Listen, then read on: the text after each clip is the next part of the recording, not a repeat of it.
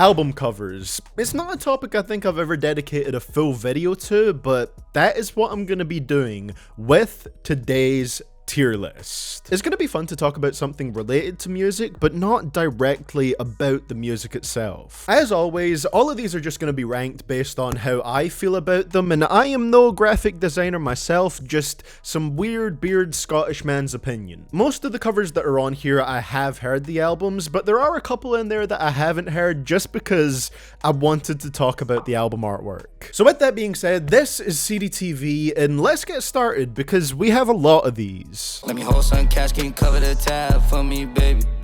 Let's kick it off with this one because this is the one that actually gave me the idea to make this video.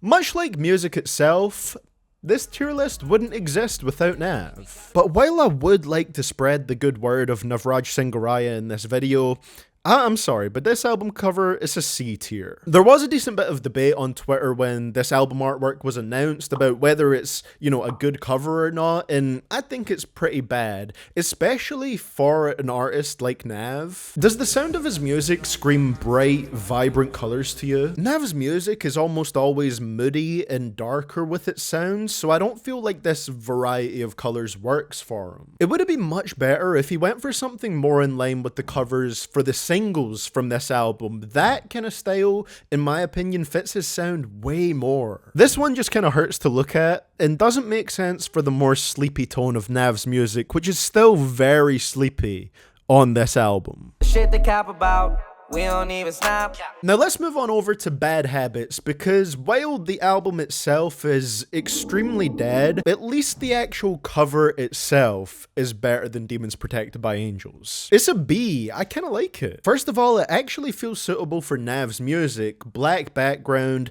not a lot of color going on, that glowing red frame, one brown boy, that sort of cream colored font, and I really like how that curved font looks. I don't know if this was the intention, but the cover kind of reminds me of The Godfather or Goodfellas, with NAV being hidden in the shadows a little bit. And it's a cool look. And while it's not a big thing, the yellow parental advisory sticker adds a nice little bit to it. I like when it's not just the standard black and white sticker.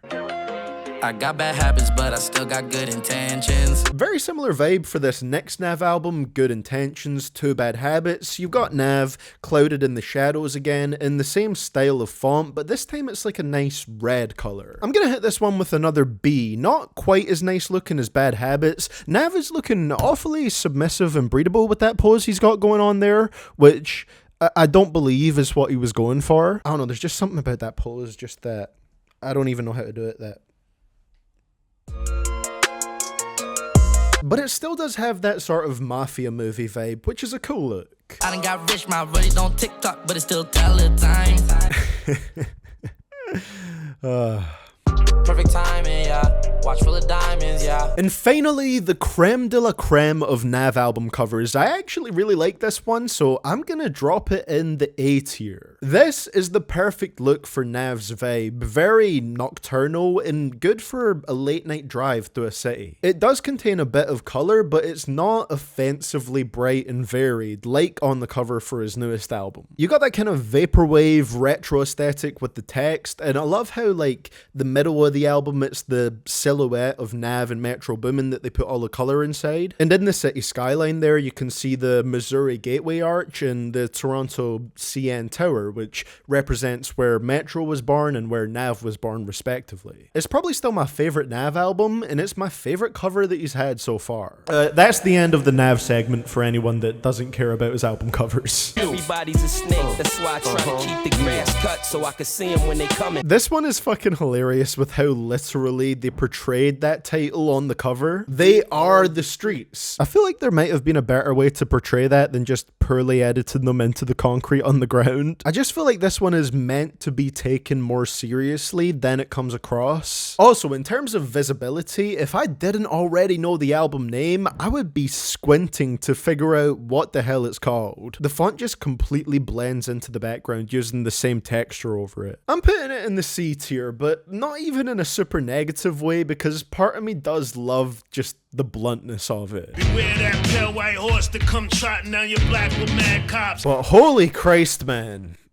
We Are the Streets by the Lokes has nothing on Black Tarrzann by Cappadonna of the Wu-Tang Clan.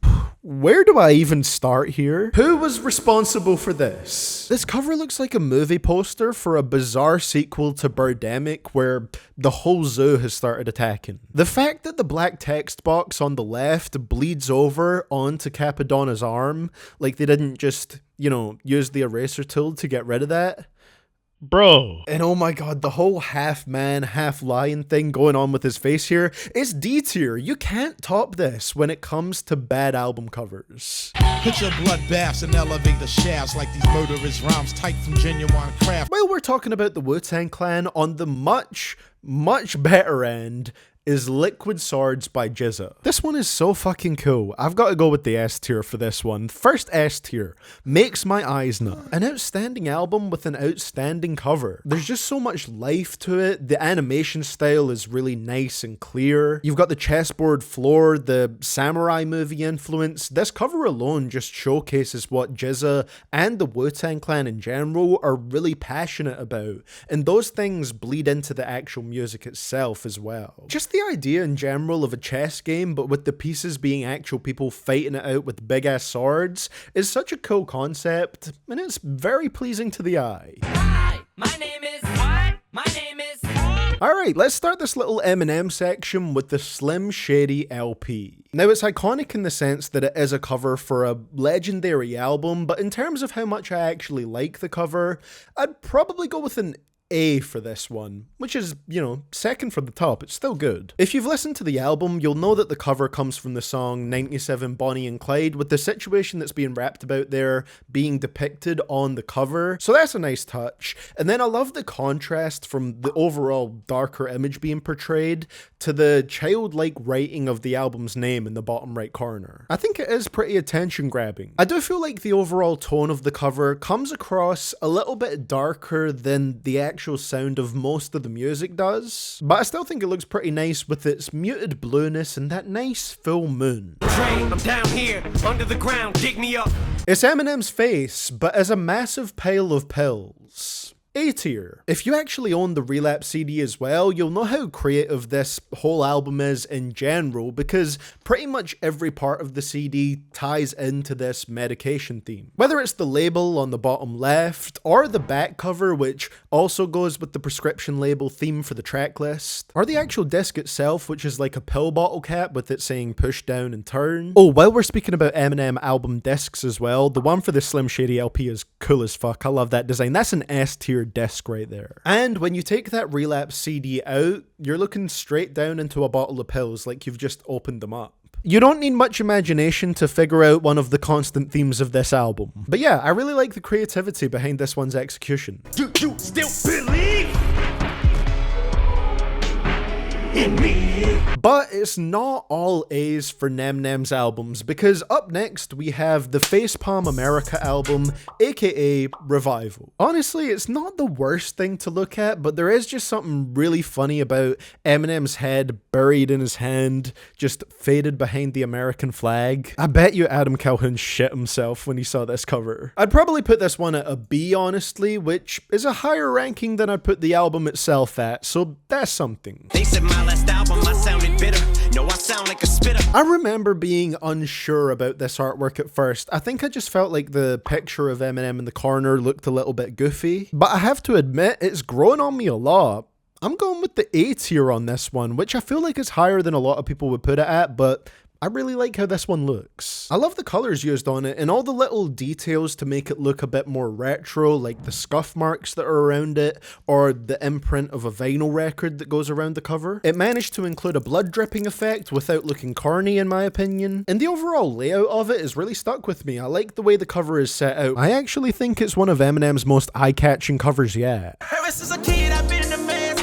Pray to God, I knew he was gonna save me. I feel a strong, visceral reaction looking at this one that's hard to put into words. This shit looks like the shocking final scene of an A24 movie. Clearly Kevo Muney went to the Lokes school of making a literal interpretation of your album title for the cover art, and the results are just Look at how that goat is screaming. I know childbirth isn't described by most as a pleasant experience, but goddamn. And then the cover on the back of it, I fucking can't, man. This is an enigma. It's simultaneously D tier and S tier, and I can't rank it on this. So this is gonna go on its own imaginary tier, the baby goat tier. I can't rank it amongst all of these. I'm gonna keep it right here, and this is just the baby goat tier. It's in a league of its own. I hope whoever was commissioned to make this has received all the congratulations / therapy that they deserve. Never too much, never too much, never too much. This is another one of those covers that I saw being hotly debated when it came out. Some people said it was a great cover, some people said it was trash. I'm on the side of it being nice enough. It's pretty simple, but I think it's a really cool tribute to Slash magazine. Playboi Carti going all in with that punk rocker image, and for me that makes it stand out quite a bit. It's not the most exciting thing to look at, but it gets the job done. A nice cover for the best Carti album so far. 6 times for the kids like me who got ADHD just You know, I didn't have anything against this cover when it was first released, but the more I look at it, the more I think it makes Joyner look like some scary creature from a horror movie that plays the most terrifying game of peekaboo with you. You know, this has the same vibes as the Revival Facepalm cover. It's just clicked for me right now. The more time has went on, the worse this one has looked. I'm gonna put it in the C tier. Okay, so this cover was pretty bad when it was revealed, and then even worse when it came out because all the features that were originally portrayed on the album were removed, just leaving Blueface there looking all lonely and sad in this land that's really colorful but somehow desolate and empty. I kind of want to give it points for the whole self-aware find the beat concept, but at the same time, I'm gonna put Tin Man Blueface at a C. Motherfuckers wanna get famous, bust guns to get Dangerous, dangerous. Sam Spratt, you beautiful, beautiful man. This man was literally out here painting works of art for Logic. No question, S tier, he has some of my favorite cover arts of all time. This man plays such a big part in bringing Logic's albums fully to life with these Easter egg filled album covers that are just bursting with vibrancy. You can even actually see Sam himself on the album cover just peeking out from behind Six's arm. And what you see on the album is only a cropped square of the full image. The full thing just looks that little bit more incredible. It is on my vinyl wish list. About as perfect as album covers get in my opinion. Okay, now picture little Bobby, just a younger run around with his man's hammer in his hand, feeling like a man. Now hey, I might not be super crazy about all of the songs on Everybody, but my god man, Sam Spratt and Logic did it again. I actually think this one is even better than The Incredible True Story visually. If I had an S+ tier, Everybody would be going in the S+. It's just sprawling with people and feels so alive, being based on a painting called The Wedding at Cana. The Wedding at whatever. Sam described it on his website as a labyrinthine, complex, convoluted and dense artwork filled with a crazy backstory, hidden codes, Easter eggs, symbolism, and foreshadowing for narratives that Logic hasn't even shared yet. It's 6 months of research and work meant to be put under a microscope. It's meant to be seen at his shows, blown up big, viewed years later, and still not know everything about it. And that is the shit right there that makes this so great. I would definitely recommend checking out Sam's post on his website about this cover because he even has a little Easter egg breakdown at the bottom of it and he's labeled who every single person in the cover is. I can't think of many other rap album covers that are as layered and detailed as the ones that Sam makes with Logic. If you can't tell, I absolutely love these covers. I said I'm happy the man I is, and I'm proud of the man I become. And for the final Logic album cover that I'm talking about here, I'm gonna put No Pressure in the A tier.